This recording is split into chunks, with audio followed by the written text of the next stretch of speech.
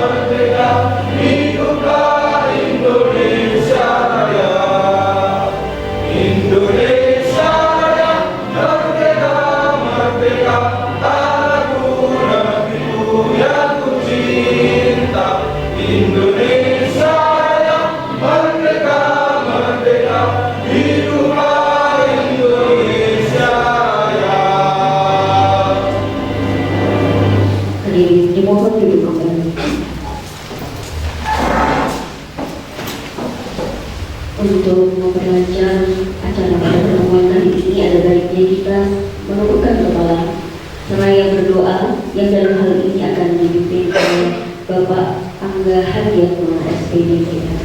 Kepadanya kami persilakan.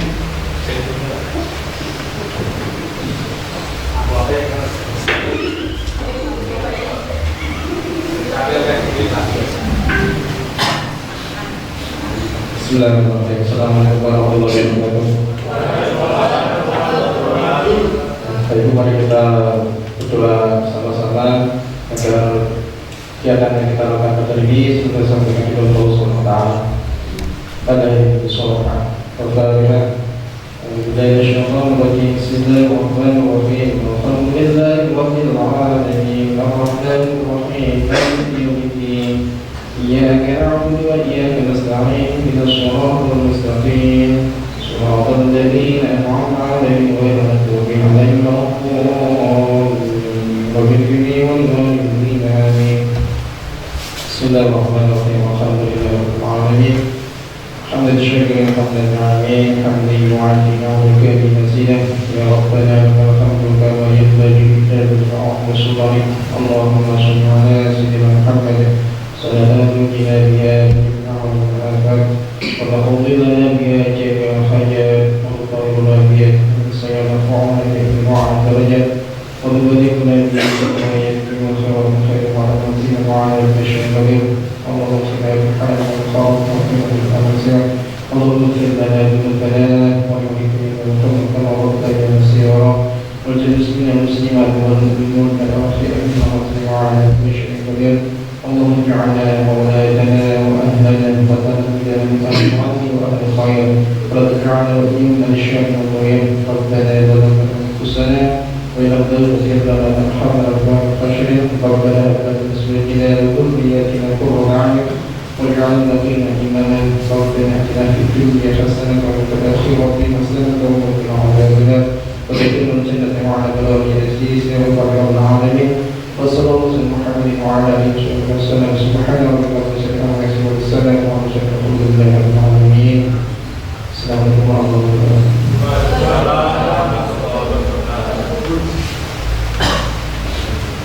Terima kasih disampaikan. Sebelum kita mengikuti presentasi yang nantinya akan disampaikan oleh Bapak Ariandi Angga Sarjana Teknik dan Ibu Sulistyo Meljida Sari SPD, mari sejenak kita mengambil foto bersama terlebih dahulu.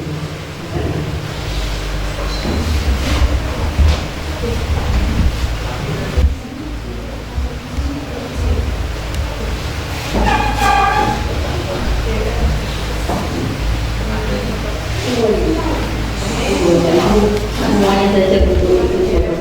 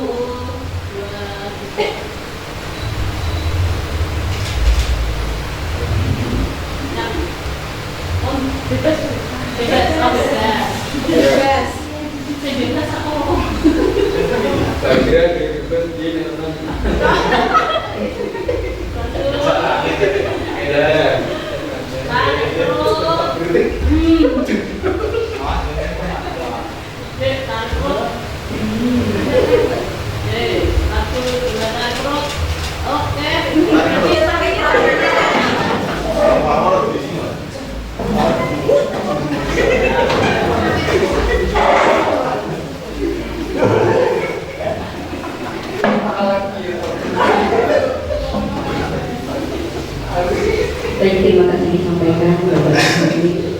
Tiba saat ini untuk memiliki acara berikutnya yaitu sambutan yang dalam hal ini akan diwakili oleh Ibu Waka Humas Ibu Amal Hajar Intan SPM. Kepada beliau kami aturkan.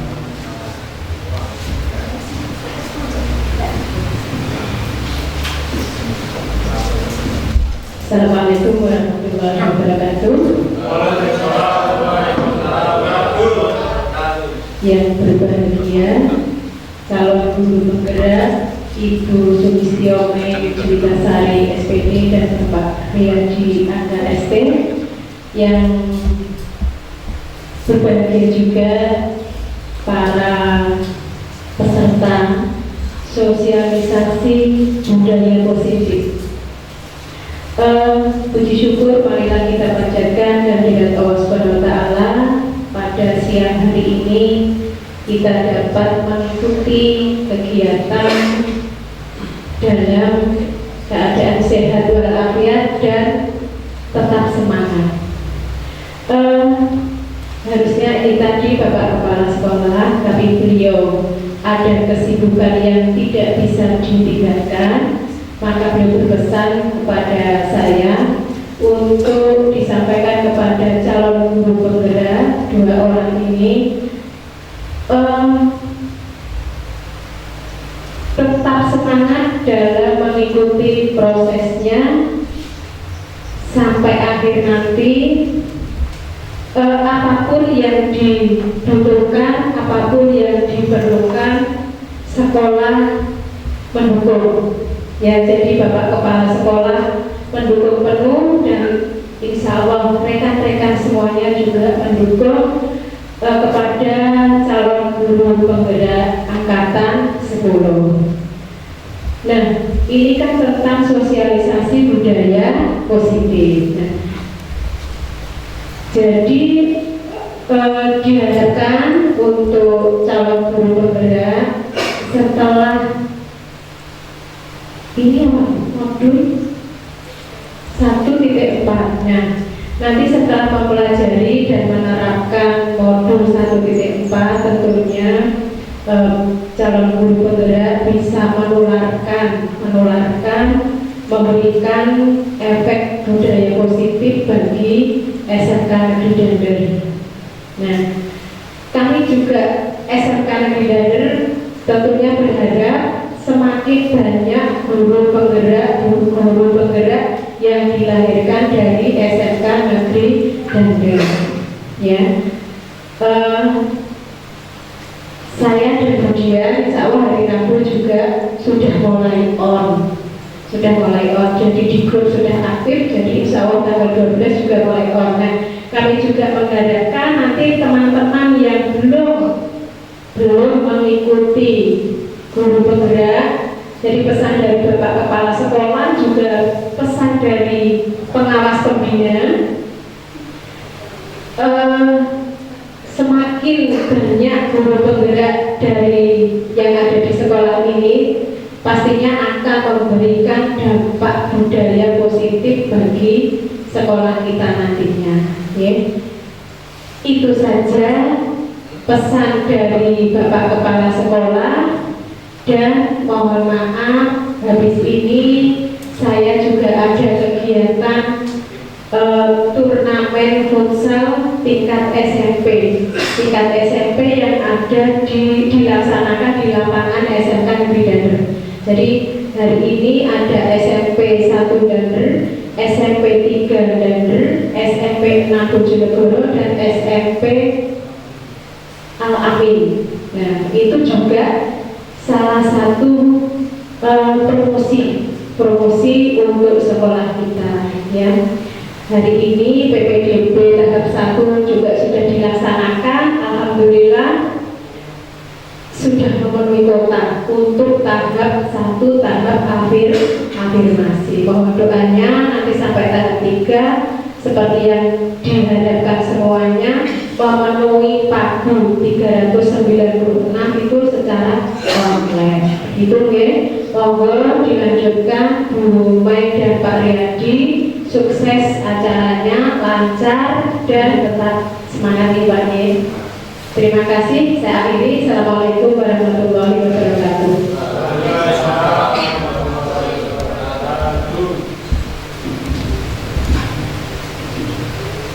Terima kasih disampaikan Ibu Humas, Ibu Awal dari Istana SPDMM. Baik, peneliti acara berikutnya adalah presentasi dalam rangka sosialisasi budaya positif oleh calon guru penggerak angkatan 10 Kabupaten Bojonegoro yang akan diawali oleh Ibu Sulistiomeni Julitasari SP. Kepadanya kami aturkan.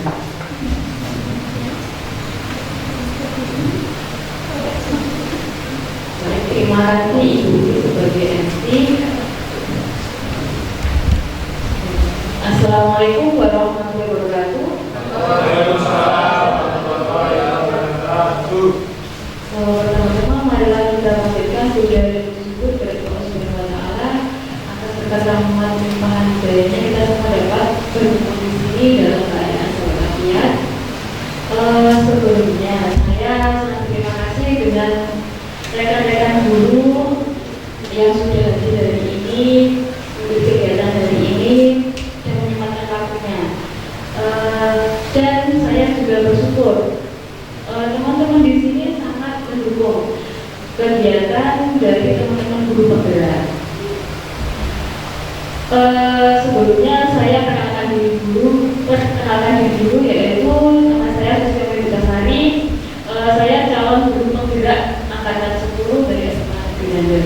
Di sini saya mau mensosialisasikan tentang aksi nyata pada modul 1.4 dengan tema budaya positif.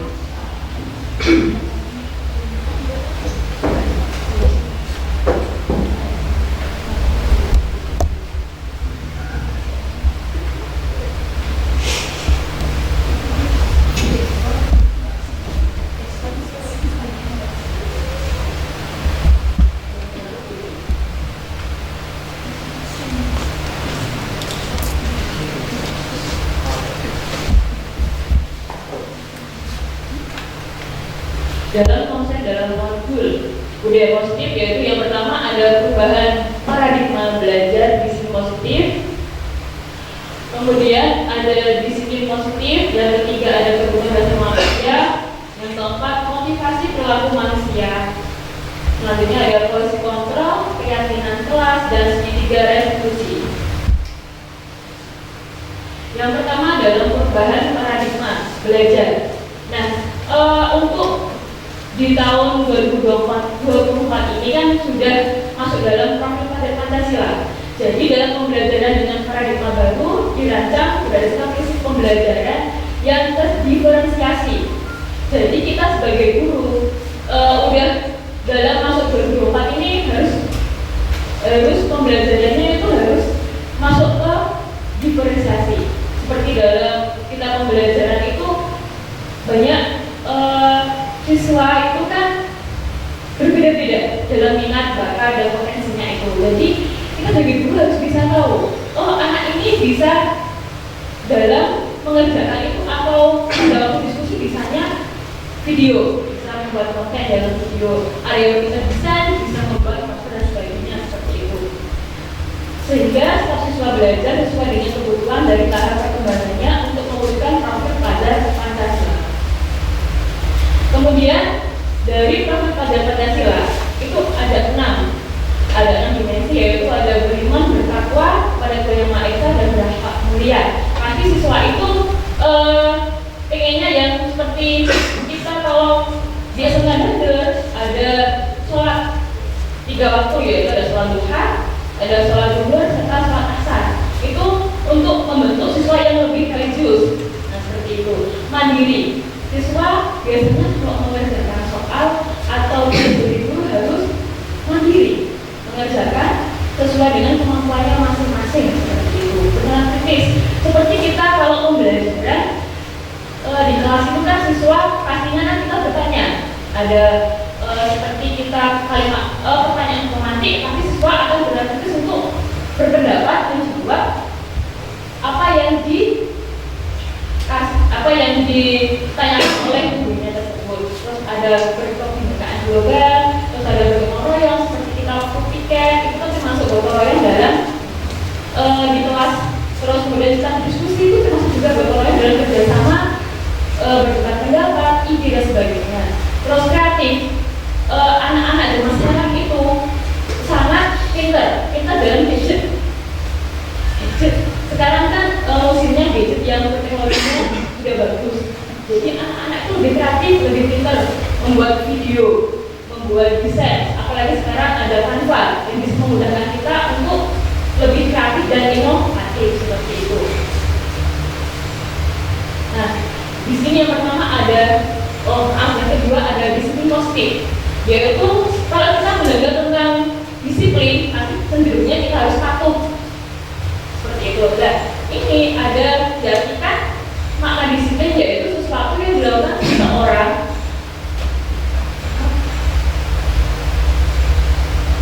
pada orang lain untuk mendapatkan kepatuhan. Kecenderungan tersebut haruslah diubah supaya dalam diri anak sendiri dapat berperilaku dengan mengacu nilai-nilai kebajikan, bukan dengan apa yang kita hargai atau mencapai tujuan untuk menghindar dari rasa tidak nyaman. Disiplin positif merupakan salah satu penerapan disiplin bertujuan untuk menumbuhkan rasa hormat diri, kemandirian dan motivasi intrinsik pada anak. Jadi anak itu patuh itu bukan karena kita itu dari motivasi intrinsik, tapi dari dalam dirinya sendiri. Saya disiplin karena saya, bukan karena orang lain seperti itu. Bukan karena kita membaca peraturan sekolah, nah kita harus patuh terhadap itu, tidak. Tapi kita harus menyadari sebagai siswa itu bagaimana di sekolah disiplinnya. Selanjutnya yaitu kebutuhan dasar manusia. Seluruh perilaku yang dilakukan murid pada dasarnya memiliki tujuan tertentu. Murid memiliki kebutuhan dasar tertentu ketika melakukan suatu perbuatan. Yaitu pertama, pasti ada yang namanya kita sebagai dasar manusia, yaitu kebutuhan bertahan hidup. Yang kedua, kebutuhan cinta dan kasih sayang, yaitu murid itu ingin diterima dan dihargai. Yang ketiga, kebutuhan perasaan, yaitu kebutuhan kemampuan atas kemampuan. Seperti anak itu kan punya kemampuan masing-masing sesuai dengan potensi dan bakatnya. Jadi kita harus tahu, harus mengakui kalau memang murid itu tidak, misal ada mata pelajaran yang dia sukai seperti olahraga, dia tidak suka berhitung. Jadi kita harus tahu mampu gitu, mampu kalau ada anak itu memang di perhitungan dia itu kurang, tapi ketika dia di olahraga dia sangat unggul. Nah seperti itu, dia ingin kemampuan atas kemampuannya. Terus kemudian kebebasan, yaitu dia bebas memilih apa yang diinginkan. Terus kemudian ada kebutuhan kesenangan, yaitu kebutuhan merasa senang atau bahagia. Nah, selanjutnya ada motivasi perilaku manusia. Yang pertama yaitu menghindari ketidaknyamanan atau hukuman. Jadi seperti murid melakukan disiplin diri karena dia takut dihukum. Seperti baju kalau tidak dimasukkan atau tidak rapi, pasti dia takut dihukum sama gurunya. Nah itu untuk murid tidak nyaman bagaimana seperti itu. Yang kedua yaitu mendapatkan imbalan atau penghargaan dari orang lain. Murid melakukan disiplin diri karena ia ingin mendapat imbalan. Contohnya saja, seorang guru menyuruh murid itu untuk membersihkan bengkel, diiming-iming dengan sebuah penghargaan, yaitu misal gurunya itu punya uang 5.000, terus saya nyapu, nanti tak kasih uang. Nah situ tidak boleh diiming-iming oleh imbalan atau penghargaan. Jadi murid melakukan sesuatu itu harus karena dirinya sadar akan kebersihan bengkel. Jadi ada motivasi SPC itu tidak boleh. Kemudian yang ketiga, menghargai nilai-nilai kebajikan diri sendiri, yaitu murid melakukan disiplin diri karena sadar akan nilai kebajikan dirinya. Nah, dia menghindari ketidaknyamanan atau hukuman dan mendapatkan imbalan atau penghargaan dari orang lain itu termasuk dari motivasi ekstrinsik. Jadi dia mendapat motivasi dari luar, bukan karena dirinya sendiri ingin melakukannya. Kalau yang ketiga yaitu menghargai nilai-nilai kebajikan diri sendiri, dia memiliki motivasi fisik, jadi dalam dirinya sendiri tanpa dipengaruhi oleh yang lain. Seperti itu, dia punya kesadaran, dia punya nilai kebajikan dalam dirinya sendiri. Jadi sebaiknya menghindari hukuman dan memberikan penghargaan yang berlebihan agar tidak muncul motivasi yaitu eksternal dalam diri murid. Konsep disiplin dengan identitas gagal, yaitu yang pertama ada hukuman dan penghargaan.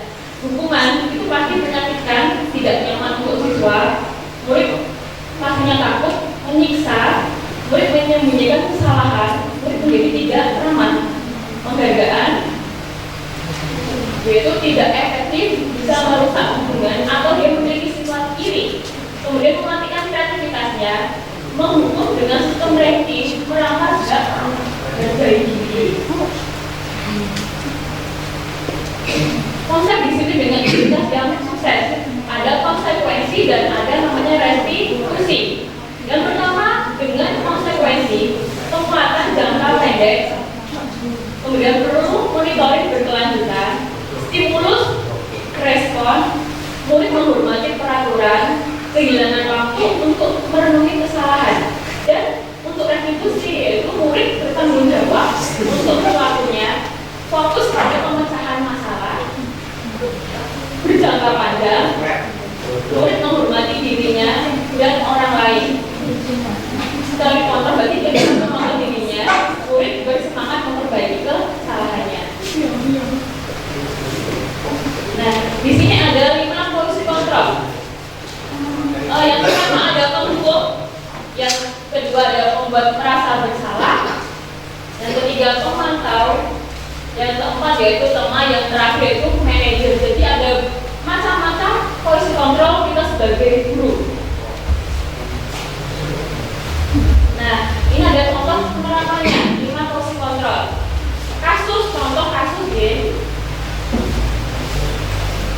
Contoh kasus siswa bertengkar dengan siswa lainnya, itu sering terjadi di peserta dader. Dalam sistem penghukum, yaitu contohnya patuhi aturan sekolah lalu berdiri di lapangan. Jadi seperti itu kita menyuruh patuhi aturan lalu menyuruh siswa berdiri di lapangan itu masuk dalam fungsi kontrol penghukum. Membuat merasa bersalah. Harus berapa kali ibu guru memberitahu kamu, ibu guru kecewa dengan kamu. Nah seperti itu termasuk kita membuat rasa bersalah kepada siswa. Pemantau, kamu sudah melanggar tata tertib sekolah dan apa konsekuensinya? Nah seperti itu kata-kata atau kalimat yang itu termasuk dalam memantau. Untuk teman, ayolah nak, yang tertib, buat ibu guru bangga. Kali ini tidak apa-apa kamu salah. Nah, seperti ini kita dalam proses kontrol sebagai teman. Kalau sebagai manajer, apakah kamu tahu kesalahan kamu? Bagaimana kamu akan memperbaiki kesalahan kamu ini? Nah, seharusnya kita dalam posisi manajer dengan pendekatan ke siswa. Selanjutnya yaitu keyakinan kelas. Apakah keyakinan kelas sama dengan peraturan kelas? Nah, kalau untuk peraturan kelas pastinya ada sesuatu peraturan yang sudah kita buat dan kita tunjukkan untuk siswa. Jadi siswa itu harus mematuhi peraturan kelas tersebut. Kalau kesepakatan kelas, artinya kita guru dengan siswa di kelas itu menyepakati suatu kesepakatan apa yang harus kita yakini di kelas. Itu namanya kesepakatan kelas. Kalau untuk keyakinan kelas yaitu dari kesepakatan kelas tersebut kita buat dengan kalimat yang positif, itu dinamakan keyakinan kelas. Jadi berbeda antara keyakinan kelas, kesepakatan kelas, dan peraturan kelas. Keyakinan kelas adalah seperangkat nilai dan prinsip yang disepakati bersama oleh guru dan murid untuk menciptakan lingkungan belajar yang positif, kondusif, dan saling menghormati. Keyakinan ini menjadi landasan bagi interaksi dan perilaku di dalam kelas serta menunjang proses belajar mengajar yang efektif. Restitusi, sebuah cara mendistribusi pada murid. Nah, ini restitusi. Dalam pengertiannya, restitusi adalah proses menciptakan kondisi bagi murid untuk memperbaiki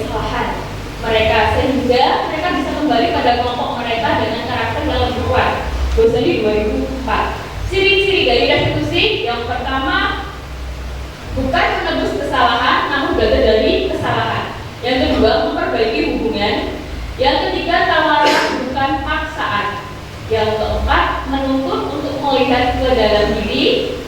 Yang kelima, mencari kebutuhan dasar yang mendasari tindakan. Yang terakhir yaitu fokus pada karakter bukan tindakan, menguatkan dan fokus pada solusi.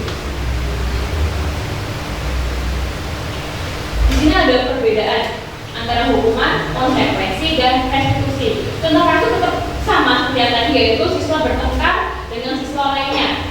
Kalau hukuman, yang pertama itu guru menghukum siswa dengan, misalkan siswa menghukum siswa itu dengan membersihkan musola.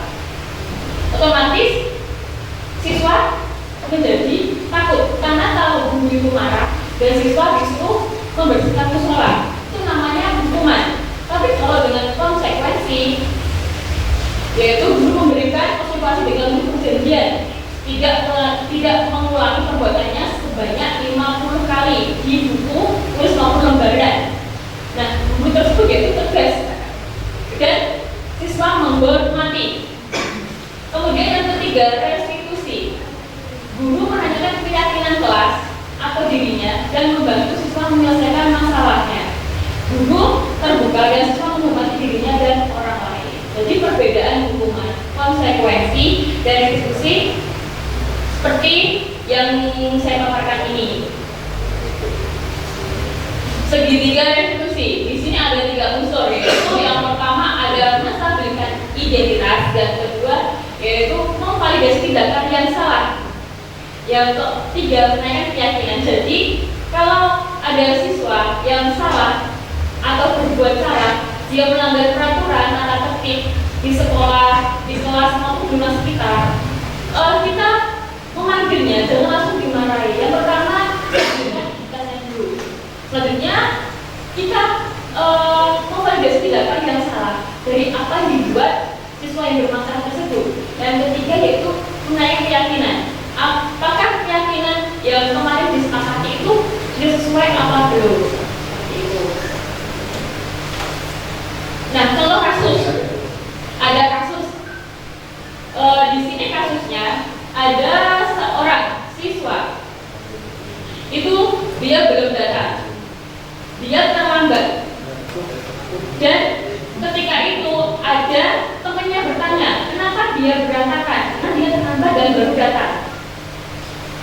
Dan ternyata Randi ini siswa yang terlambat tidak suka kalau dibilang berantakan dan sering terlambat oleh temannya.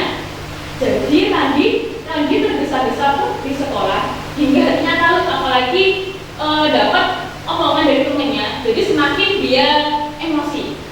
Dan akhirnya Randi ditawarkan untuk melakukan restitusi dengan gurunya, dan dia menyetujuinya. Nah, di sini kita menstabilkan identitas dari seorang Randi yang bermasalah itu. Yang pertama, menurut Randi, perbuatan yang Randi lakukan tadi pagi itu benar atau salah. Nah, kemudian setiap orang pasti pernah melakukan kesalahan.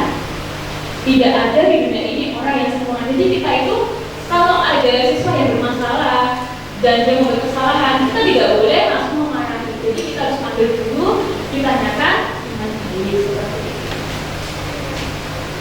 Dan kedua, memvalidasi tindakan yang salah, yaitu Randi pasti punya alasan mengapa melakukan itu.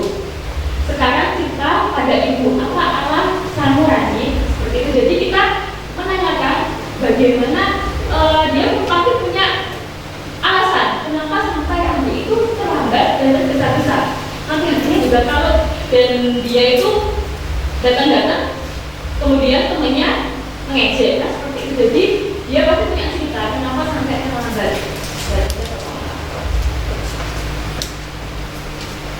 Yang ketiga, menanyakan keyakinan.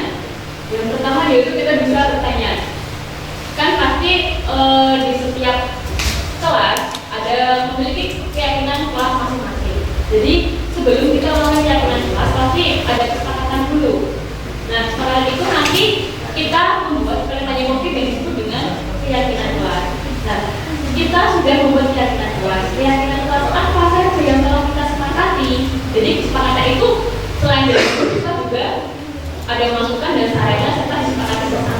tidak hanya dilakukan oleh guru. Kalau dilakukan oleh guru, berarti kita membuat peraturan kelas, bukan keyakinan kelas. Selanjutnya, apakah Randi meyakini keyakinan kelas kita? Jika Randi meyakininya, apakah Randi bersedia memperbaiki? Jika Randi memperbaikinya, berarti hal ini menunjukkan seperti apa Randi yang sebenarnya. Apakah rencana Randi untuk memperbaiki hal ini? Bagaimana perasaan Randi selama melakukan diskusi? Nah, itu kalimat pertanyaan untuk siswa yang sama yang bermasalah. Kita harus dengan kalimat-kalimat yang positif agar siswa tersebut juga menciptakan apa masalahnya. Jadi kalau kita memarahi dia pasti akan takut dan tidak akan bercerita. Nah, seperti itu. Nah, yang terakhir yaitu penutup. Jadi budaya positif dapat dimulai dari kegiatan-kegiatan positif di sekolah. Jadi budaya positif juga akan menimbulkan rasa aman dan nyaman berpihak pada murid dalam proses pembelajaran. Nah, sebelum saya akhiri dari praktik dari saya berbagi dengan Bapak Ibu sekalian, mari kita speaking dulu ya, biar lebih semangat, biar tidak ada yang ngantuk, tetap semangat sampai nanti acara selesai. Boleh berdiri sebentar Bapak Ibu.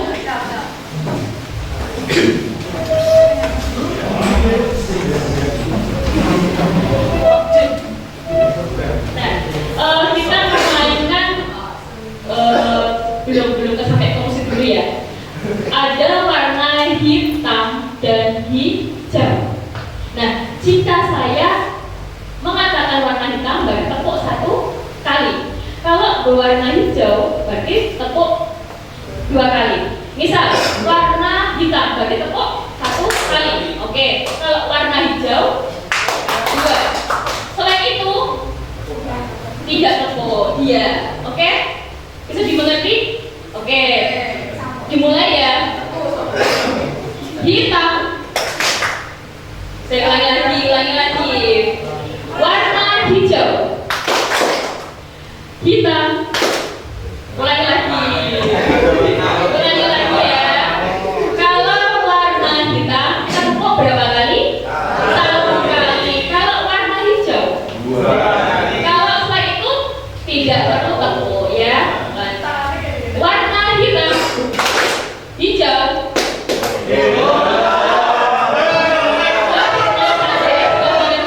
Ya, ulangi lagi.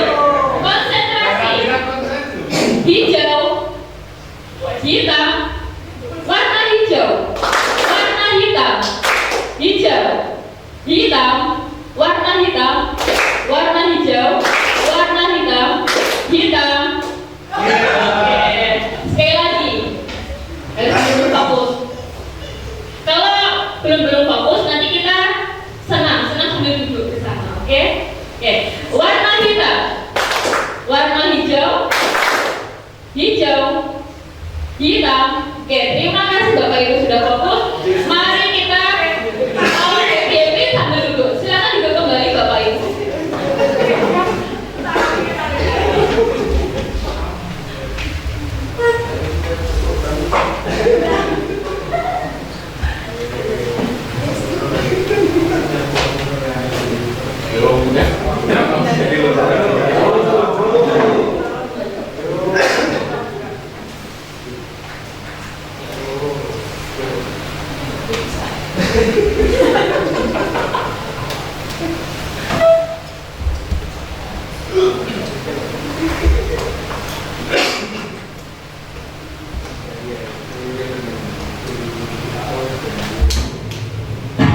Nah, ini bisa dilihat di video. Nanti sesuai gerakan di video ya. Kita semua yuk kita senam siang hari biar lebih semangat. Sambil duduk tidak lupa. Ya.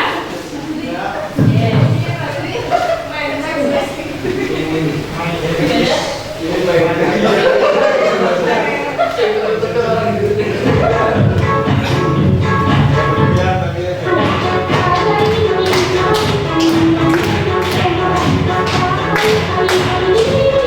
you.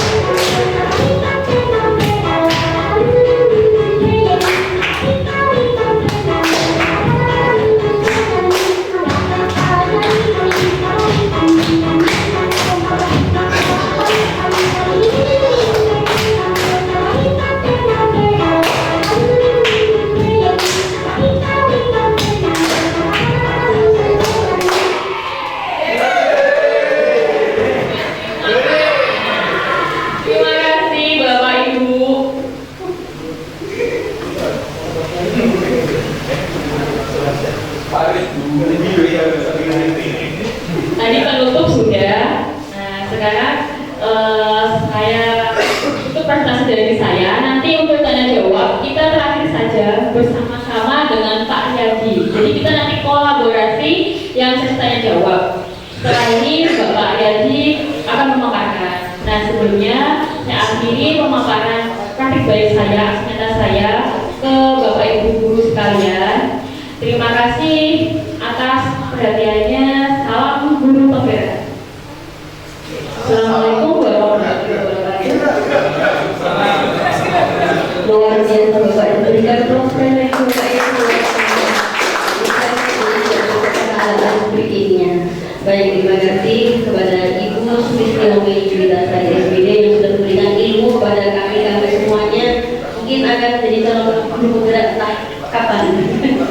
Menarik sekali Bapak Ibu, ilmu yang mungkin dari kami yang belum masuk ke guru penggerak ini adalah betul-betul awam. Apa itu dari among atau among tadi Pak ya, sistem among dan sebagainya, banyak hal yang mungkin nanti Bapak Ibu bisa menanyakan kepada narasumber kita yang berada di depan. Monggo kali ini ada 2 pertanyaan terlebih dahulu. Bapak Ibu yang mau bertanya kami persilakan.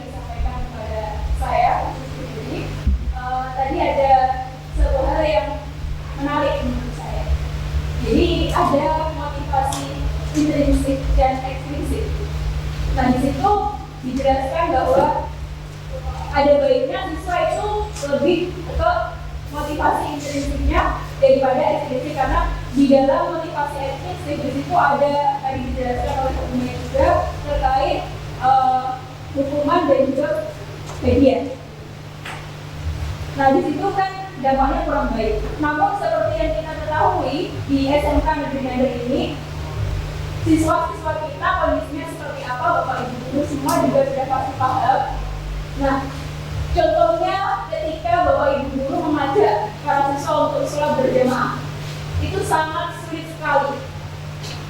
Kalau kita tidak menggunakan motivasi ekstrinsik yang tadi disampaikan, kelihatannya sangat sulit.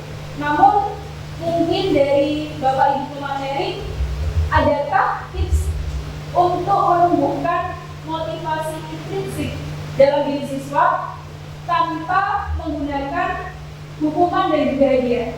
Terutama dalam kasus ini adalah menumbuhkan motivasi siswa tanpa disuruh atau dibentak atau dimarahi oleh Bapak Ibu guru untuk melaksanakan sholat berjamaah di sekolah. Terima kasih.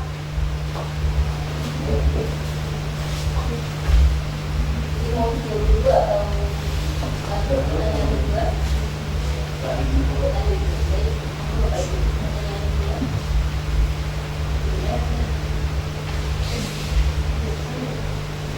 Assalamualaikum warahmatullahi wabarakatuh.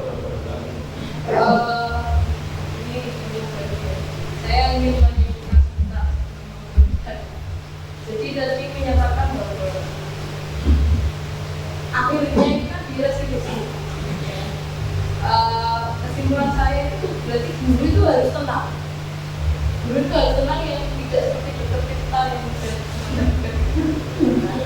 terus saya membaca sebuah artikel, ada penelitiannya juga. Ini yang ngomong dokter Tirta sama istrinya Irfan Budi. Salah satunya ya jadi berbagi. Salah satu orang bisa tenang itu makan makanan sayuran yang lebih banyak daripada daging hewan yang kalau hidup di sembelih terus makan manusia. Jadi lebih ke vegetarian lah. Ternyata itu gampang menjadi lebih tenang, jadi tidak panas ya. Itu kesimpulan saya yang saya terima setelah pertanyaan saya juga dari Bu Mei, Pak. Bagaimana urutan yang tepat untuk mewujudkan ideologi? Ya kan? saya lihat tadi kan ada tiga itu semuanya menjelaskan tentang keyakinan kelas itu selalu dimunculkan di dalam peristiwa. Nah, berarti urutan yang keempat itu bagaimana supaya sampai muncul sebuah terima kasih. Assalamualaikum warahmatullahi wabarakatuh. Baik, saya akan menambahkan dari pertanyaan dari Bu Putri. Bu Putri di sini kan tadi membahas tentang motivasi ekstrinsik dengan intrinsik itu. Menemukan intrinsik tanpa hukuman dan hadiah. Kita mengajak siswa itu kan bukan hukuman dan bukan hadiah. Jadi kita tidak masalah mengajak siswa, karena pasti akan melibatkan guru. Tidak mungkin tidak. Jadi kalau kita cuma diam melihat siswa untuk berjalan sendiri ke musola itu tidak mungkin sekali. Mungkin ada yang beberapa pasti akan terketuk hatinya, itu pasti ada beberapa, tidak banyak. Karena tahu sendiri kondisi siswa di SMK Dasar itu kan sangat susah untuk melakukan jamaah, apalagi di jam-jam akhir atau asar itu sudah pada di parkiran biasanya. Nah, kita mengajak itu tidak masalah itu Putri. Jadi itu tetap kita akan melibatkan guru. Dan pastinya untuk titiknya itu kita memberi teladan, pastinya kita memberi contoh juga. Jadi tidak hanya kita mengajak, tapi juga kita ikut jamaah juga. Terus bisa jadi kita bisa dari mengajak mengaji bersama, intinya kegiatan-kegiatan religi agar mereka juga bisa terketuk hatinya dari motivasi itu sendiri, bisa mengajak main di edukasi agama, terus kita bisa berbicara dengan orang tua juga. Jadi kita mengingatkan orang tuanya juga. Jadi untuk sholat berjamaah dimulai dari di rumah kan juga tidak masalah. Berjamaah di rumah kemudian di sekolah, jadi dia akan terbiasa dalam dirinya untuk sholat berjamaah seperti itu. Apakah dari Ibu Putri ada tanggapan lagi? Mungkin ada tambahan?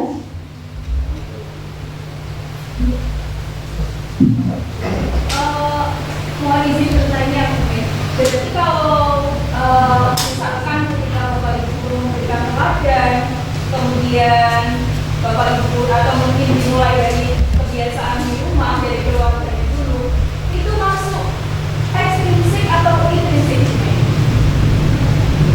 Ekstrinsik di sini kan kita membaca tentang hukuman dan dia tidak nyaman. Kemudian dengan hadiah, kalau semisal kita berpikirnya memang mengajak itu ekstrinsik, pasti kan kita mengajak itu kan untuk hal baik, untuk pembiasaan. Jadi kalau memang kita pengen membuat yang terbaik, pasti kita dimulai dari ajakan dulu. Jadi misal dia tidak nyaman, itu kan termasuk dari ekstrinsik. Karena gini Bu, kalau kita langsung dari dirinya sendiri itu tidak mungkin. Jadi pasti kita mengajak dulu, kemudian pasti dia tersadar. Jadi dia akan ada motivasi intrinsik dari dirinya sendiri seperti itu. Jika memang kita mengajak terus tapi tidak sadar, ya memang dalam dirinya memang belum tersadar, belum ada motivasi intrinsik dari dirinya seperti itu. Terima kasih.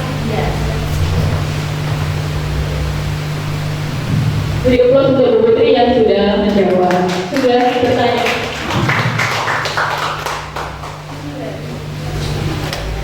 Untuk pertanyaan dari Ibu Sila tentang restitusi, betul Ibu? Urutan yang sampai nantinya menunjukkan budaya positif, betul? Oke. Tadi sudah dijelaskan dalam pemaparan saya dan Pak Riyadi tentang restitusi. Ada 3 unsur, yaitu ada yang pertama menstabilkan identitas, yang kedua yaitu tentang validasi tindakan yang salah, yang ketiga ada keyakinan. Ya, keyakinan. bagaimana urutan sampai menemukan budaya positif. Nah, pastinya untuk yang pertama menstabilkan itu kan kita tadi kan sudah saya beri contoh juga. Kita melakukan aksi pemanggilan pendekatan dulu. Dalam itu kan yang pertama kita dalam diskusi sampai muncul budaya positif. Yang pertama yaitu pengakuan dan pengambilan tanggung jawab. Jadi di langkah pertama dalam restitusi itu ada pengakuan dan pengambilan tanggung jawab dari pihak yang melakukan kesalahan maupun pelanggaran itu. Kemudian pasti setelah dia melakukan kesalahannya, dia akan melakukan penebusan kesalahan, yaitu permintaan maaf.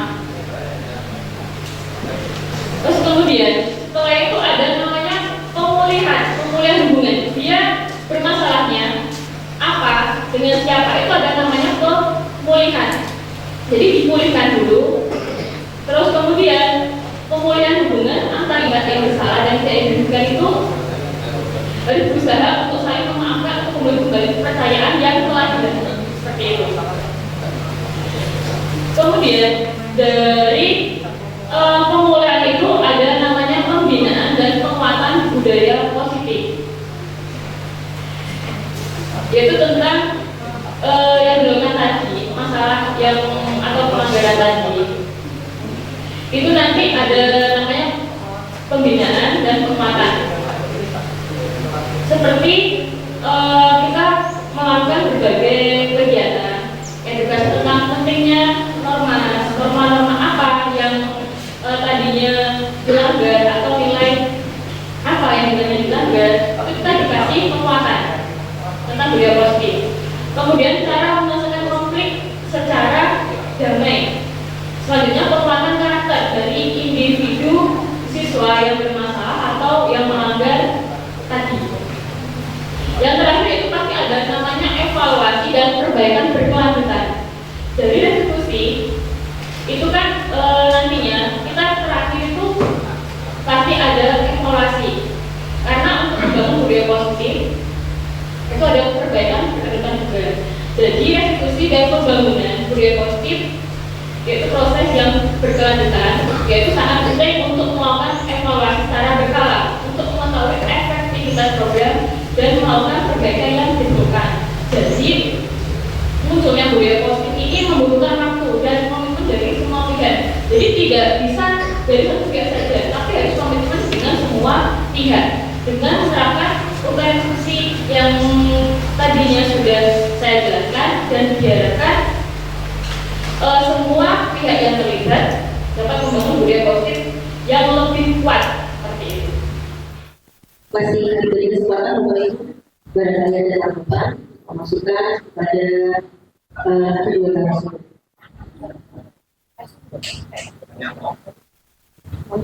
Tanggapan dari saya seperti itu. Kalau ingin anak-anak itu berbeda, ya kita harus berbeda. Tidak hanya sekedar memberi, tapi memberi teladan yang kasus produk yang makin masuk. Tapi poin yang saya takutkan itu biasanya itu kabur makan Allah, antar guru mengantar kabur. Saya mengatakan hal yang itu. Saya katakan tadi saya tidak menyampaikan. Nanti saya khawatir nanti di akhirat nanti saya kena pasal itu repot tadi saya. Ya, mungkin itu yang perlu saya sampaikan. Terima kasih. Assalamualaikum warahmatullahi wabarakatuh. Terima kasih Mbak Angga dengan berikutnya Bapak Wahid mau memberikan pandangan. Terima kasih Bu dan juga Pak Yadi. Assalamualaikum warahmatullahi wabarakatuh. Menanggapi materi yang telah disampaikan oleh Bu Mei dan juga Pak Yadi ya. Mungkin Bapak Ibu sekalian banyak sekali materi-materi yang saya rasa baru Bapak Ibu dengarkan ya, atau mungkin sudah mendengar tetapi belum memahami seutuhnya. Seperti ada materi 5 posisi kontrol, kemudian ada materi segitiga restitusi dan lain sebagainya sudah disampaikan oleh Bu Mei. Perlu sedikit saya sampaikan Bapak Ibu bahwasanya alur dari kurikulum merdeka dengan kurikulum 2013 ini mungkin sedikit berbeda. Kalau kita dulu kuliah di jurusan kependidikan, bagi Bapak Ibu yang di jurusan kependidikan mungkin telah mengenal yang namanya ilmu teori belajar. Kalau saya bandingkan, kenapa di materi kurikulum merdeka ini banyak sekali ilmu-ilmu atau mungkin situasi yang arahnya nanti ke psikologi anak, ya bukan ke pedagogi tapi ke psikologi anak. Ada sebuah wawasan yang baru saya dengar juga, bahwasanya di negara yang berkembang rata-rata itu yang dipelajari oleh guru itu arahnya ke pedagogi, cara mengajar dalam kelas seperti apa. Tetapi negara-negara yang sudah maju, nah ini saya dapatkan dari salah satu materi yang ada profesor di Indonesia yang berkunjung ke Monash University di Australia. Ya mereka ingin mencari atau menemukan metode terbaik untuk mendidik anak. Dan setelah sampai di sana, mereka kaget apa metode yang terbaik. Ya menyayangi, menuntun.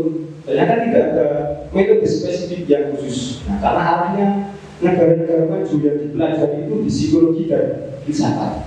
Beda dengan kita yang arahnya masih di pedagogi. Kalau Bapak Ibu melihat di PP ini kan arahnya di pedagogi. Nah ternyata perbedaannya seperti itu. Makanya di kurikulum merdeka ini kalau mengacu ke teori belajar arahnya ke teori belajar humanis. Ya, ke humanis. Kenapa ke humanis? Agar anak itu nyaman di dalam kelas seperti yang disampaikan disiplin positif itu. Nyaman di kelas, senang dengan gurunya, senang dengan lingkungannya, senang dengan materinya. Dan materi tidak perlu harus sampai selesai. Arahnya seperti itu. Mungkin di Papua dengan di Jawa nanti untuk cakupan materi yang diberikan atau kompetensi dasar yang diberikan itu berbeda. Dan penting mereka suka dulu. Setelah suka, kemudian mereka akhirnya dengan kesukaan pada materi tersebut mereka setelah lulus bisa belajar materi tersebut sampai akhirnya. Jadi ada seperti itu. Jadi bukan pesan di knowledge-nya yang ditekankan, jadi di humanisme. Kalau kita bandingkan dengan K13 itu arahnya ke materi yang dimana anak lulus di OSN, ya juara 1 OSN, juara 1 di berbagai bidang pembelajaran atau di knowledge. Nah itu mungkin yang saya tambahkan kenapa materi-materi di modul 1.4 ini banyak sekali materi yang mungkin baru kita dengar dan mungkin belum bisa sebelumnya kita seperti ada 5 posisi kontrol. Nanti akhirnya katanya paling baik itu di posisi sebagai manajer. Ya, karena pengertian dan disiplin positif sendiri itu gimana cara menumbuhkan disiplin pada anak sesuai dengan motivasi intrinsiknya. Jadi bukan tekanan dari guru, bukan tekanan dari orang lain, tapi dari keyakinan mereka sendiri. Dan ini nanti mungkin bisa dicapai ketika kita semua, Bapak Ibu guru sudah memahami dan meyakini hal ini. Kalau kita belum mampu, belum yakin, mungkin susah. Tapi kan ini ilmu baru yang sesuai dengan arah yang ingin dicapai oleh kurikulum merdeka yang menganut di negara-negara maju. Nah, seperti itu. Mungkin itu tambahan dari saya untuk menguatkan. Saya akhiri. Assalamualaikum warahmatullahi wabarakatuh. Terima kasih disampaikan kepada Bapak. Mau ayat terhabis. Terima kasih Bapak sekali lagi dan saya kembalikan kepada narasumber. Apakah ada tanggapan kembali? Kalau kita cukupkan, cukup. Oke baik, hari ini luar biasa. Ilmu baru bagi kami yang masih awam dengan CPP, yang mudah-mudahan nanti akan menyusul calon guru penggerak berikutnya entah federasi angkatan berapa, sehingga bukan SMK Negeri Dander yang memiliki budaya positif dari dorongan siswa itu sendiri. Baik Bapak Ibu, saya sedikit mengambil filosofi pendidikan nasional yang sudah diajarkan oleh Ki Hajar Dewantara bahwa kita semua itu ibarat seorang petani yang tugas kita adalah meliburkan tanaman, sehingga bagaimana memastikan jenis tanaman yang cocok untuk ditanam. Dan